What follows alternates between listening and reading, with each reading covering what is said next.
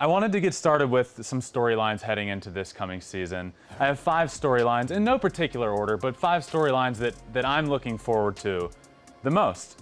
One would be Ronald Acuña, going 40-40 this year.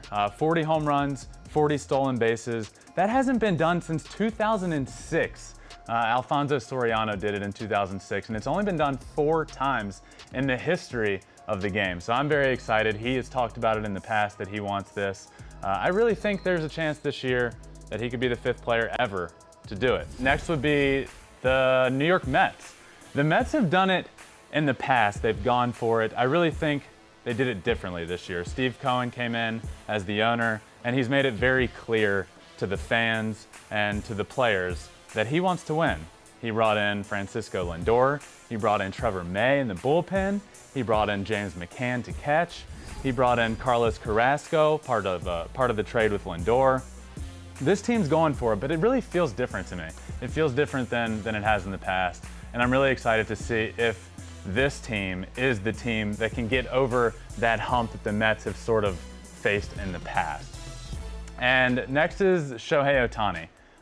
I am all in on Shohei Ohtani. I feel like he is the most exciting player in the league, the most intriguing player in the league. I mean, the guy rakes, one, he hits bombs. This spring training, he's been absolutely destroying baseballs, but I'm also really excited to see him on the mound. I mean, he had the injury. He went through surgery. He came back last year and threw in 2 games, and it didn't go great. He clearly wasn't himself. But by all accounts, he's himself this year. He's throwing 100, and he actually pitched a couple times in spring training and led off the game as the pitcher, which I don't know. I don't think that's ever happened. I'm super excited to see if we can get a pitcher leading off in an American League game. I mean, how cool would that be? Next, I'm excited for this Blue Jays team this year. They're really going to compete in the AL East.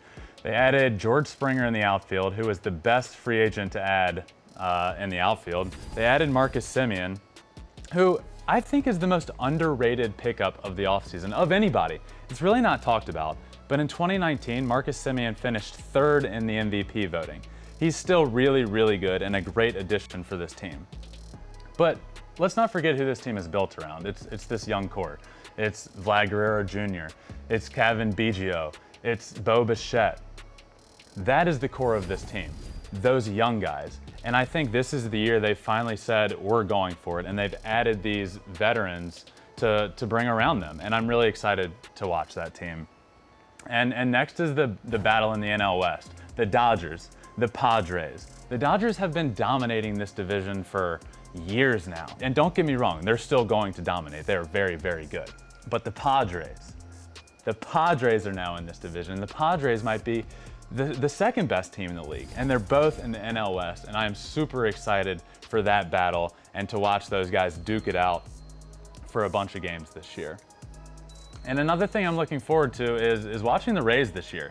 Coming off of that World Series appearance, you know, they've kept a lot of that team, but their biggest loss is Blake Snell at the top of that rotation. As I just mentioned, he's with the Padres, so that's going to be a big loss for them. But what I think is going to happen is they're going to have Tyler Glasnow step in. He was just named the opening day starter, and I think he could really fill the void there for the Rays. Thanks for watching. If you love flipping bats, swinging 3-0, and just talking ball, hit that subscribe button.